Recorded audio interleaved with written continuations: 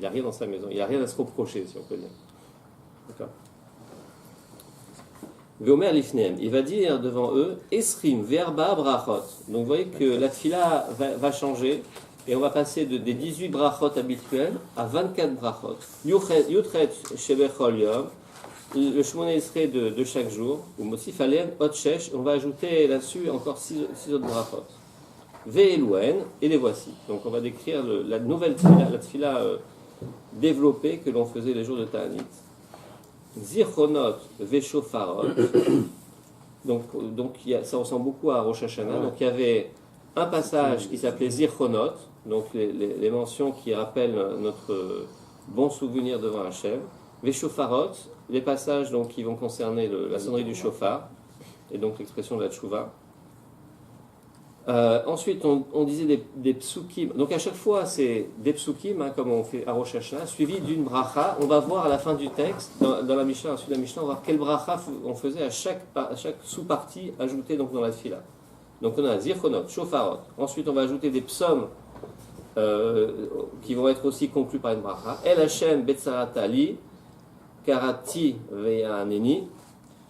Donc ça, c'est le psaume qu'on va ajouter, donc c'est le troisième. Essa Enai Elearim, quatrième. Mima Kim Keratira Hashem, cinquième. Tfila Leani Kiyatov, sixième. D'accord, donc tous ces psaumes qu'on ajoute suivis d'une bracha. Rabbi Yehuda Omer, Lo Yatzarich Lomar Zirchonot et Shofarot. Il n'avait pas besoin de dire des Zirchonot et Shofarot comme dans la tfila de Rosh Hashanah. Et là, Omer Tartéen, il disait à leur place, de la même façon des psaumes ou des passages de Lévi, Rav ki yé ba'aretz, Rav ki yé ba'aretz, Davar, comment c'est Daber Rav ki yé ba'aretz, Dever ki yé shidachon, Dever Yerakot arbe, Chassil ki yé ki yatsar lo, Oivo be'eretz shi'arav. Donc ça c'est un passouk dans quoi déjà Melachim Aleph. Dans les rois. C'était à propos donc d'un jeune, donc en fait des tfilotes en fait de Shlomo HaMelech dédiées au Beth Hamikdash. Et il dit ici donc il a cherché en fait à demander à Hachem d'accorder les tfilotes en période de catastrophe.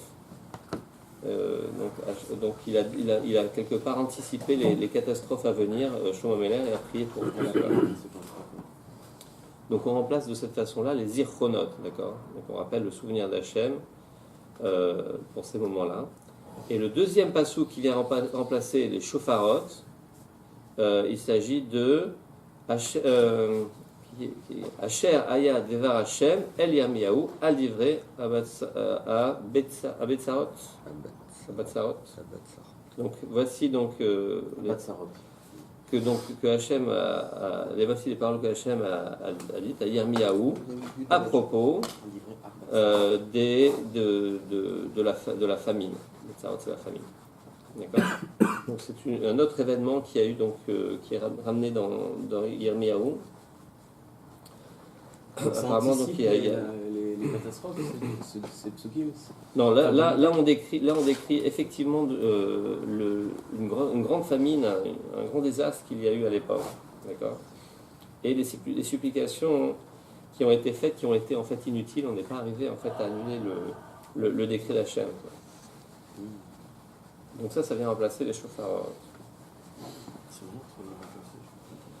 Donc, c'est-à-dire que on garde un schéma qui est systématiquement donc des psukim qui sont des psukim de supplication qui rappellent des événements tristes, d'accord, suivis d'une bracha, plutôt que dire les zirchonot et shofarot comme dans Rosh Hashanah.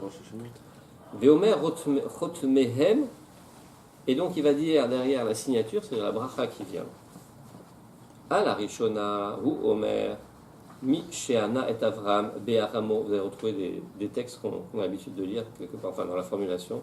Donc à la fin, il va dire à la fin de la première, donc c'est-à-dire si on fait des zirchonot ou alors le pasouk de Shlomo HaMelech, il va dire Mi Sheana et Avram Be'aramoya, celui qui a répondu à Avram sur le Har Moria. Donc même si Avram n'a pas fait de tfila, donc Hachem a été là pour changer en fait le cours des événements pour Abraham, où il y a un Etrem qu'il vous réponde, qu'il réponde à vos supplications, Vishma Bekol Sa'akatrem, et qu'il écoute la voix de vos supplications, Ayom Azé, ce jour-ci, Baruch Ata Hashem, Goel Israël, béni sois-tu Hashem, qui délivre Israël.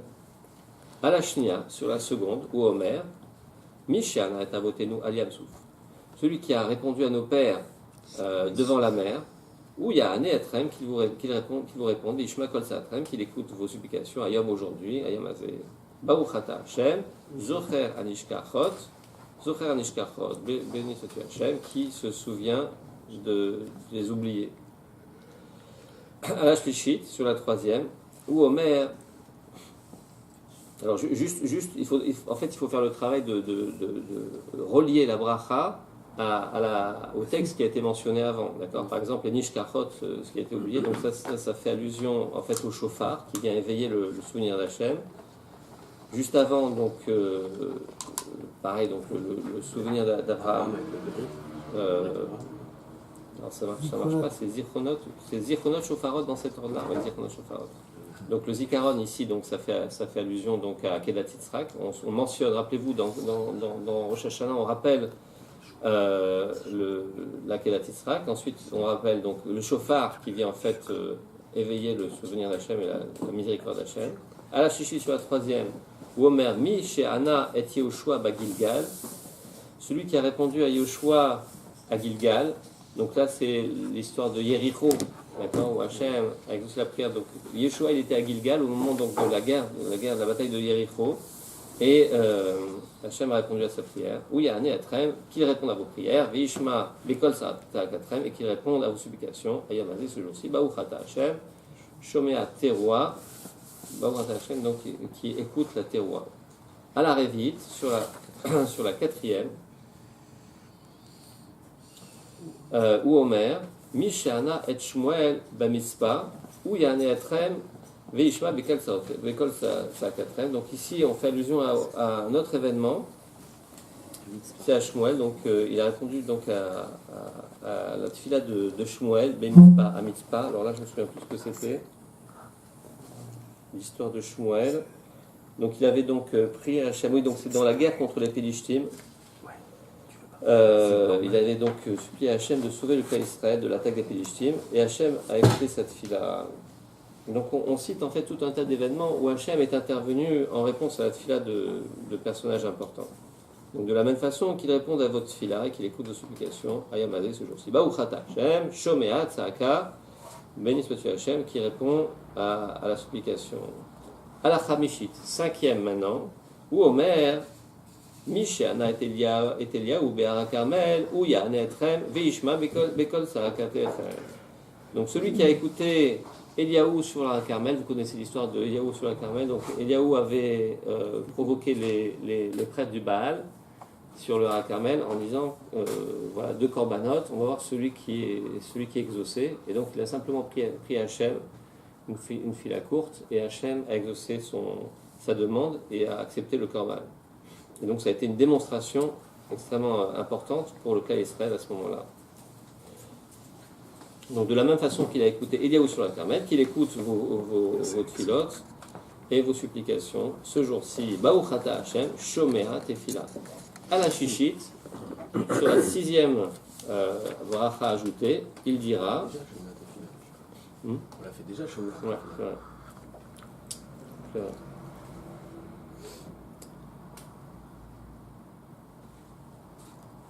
Alors, donc sur la sixième, il va dire Mishana et Yona, Mimae Adaga.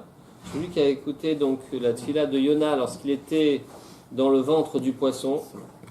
Donc lorsqu'il a été englouti par le poisson, Yona a prié pour être délivré.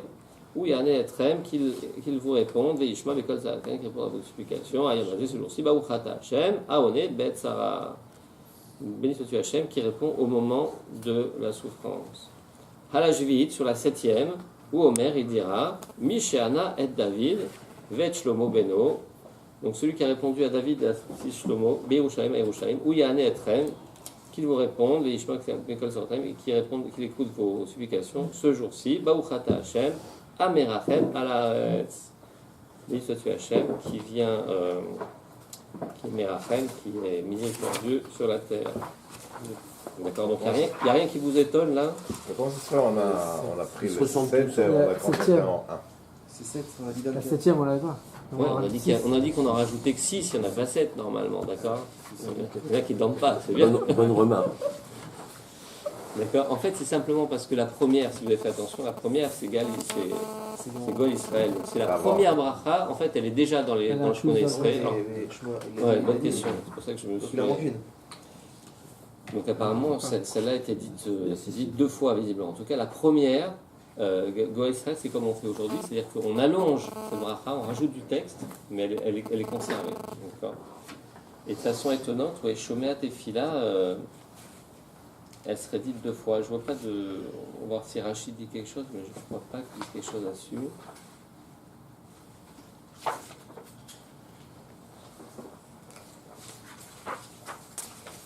Il n'y a pas de Rachid, mais il n'y a rien de spécial là-dessus.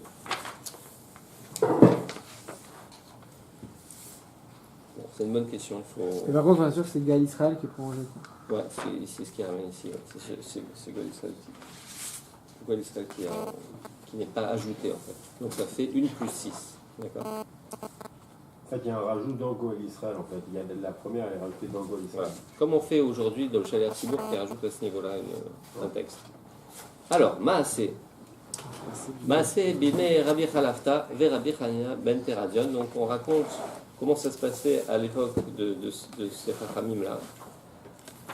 Shavar Echa Difne Ateva. Donc il y en a un qui passait devant la Teva, c'est-à-dire qui était Chalet Arcibourg. Vegamer et Tabracha Kula. Et donc il terminait toute la bracha. Donc on parle des brachot qui sont ajoutées dans le texte, d'accord? Première bracha, il la termine. Et alors on dit Velo anu acharav amen. On ne répondait pas amen après cette bracha, mais on disait Velo anu acharav, mais on disait Baruch Shem kivod malchuto leolam vaed. Comme on faisait dans le Bet Hamikdash. Vous savez que dans le Bet Hamikdash on ne répondait pas amen, on répondait donc de façon plus longue. À chaque bracha on répondait Baruch Shem kivod malchuto leolam vaed. Et apparemment à l'époque, donc là on n'est plus à l'époque du Bet Hamikdash, d'accord, mais malgré tout on utilisait cette expression-là pour répondre à la première bracha, au brachot donc ajouté dans le texte. Et on disait tiku à kohanim et tiku, que les kohanim sonnent. Donc vous vous rappelez qu'il y avait des sonneries de shofar à chaque nouvelle bracha qui était ajoutée. Misha, donc ça ressemble beaucoup à Rosh Hashanah en fait. On rajoute un passage, on sonne du shofar, d'accord. Mishana et Abraham, donc on disait Mishana et Abraham Avinu Ber Amoria, on disait donc la conclusion, celui qui avait répondu à Abraham Avinu Ber Amoria, oui, Ané Atrem, Yishma Bekol Sal Katrem, Ayem Azeh. Ariou Bene Aaron, Ariou, que le Aaron donc sonne du shofar. On disait Mishana et Avotenu, Aliam Souf, etc. Oui, Ané Atrem, Yishma Bekol Sal Katrem, Ayem Azeh. Donc Sheba. Alors donc voilà, donc c'était une procédure détaillée ici où on répondait pas amen, on répondait par une autre expression et on faisait des sonneries du shofar entre chaque phrase. D'accord. Bon, il y a une discussion sur qui demandait de sonner. Il y a peut-être un attendant dans la choule qui le demandait. D'accord. Et donc entre chaque phrase, il y avait une nouvelle sonnerie. Donc on répondait pas Amen, mais on répondait Baruch Shem Kivod, on répondait ces phrases-là. à la À place. chaque fois, à chaque bracha, on disait Baruch Shem Kivod.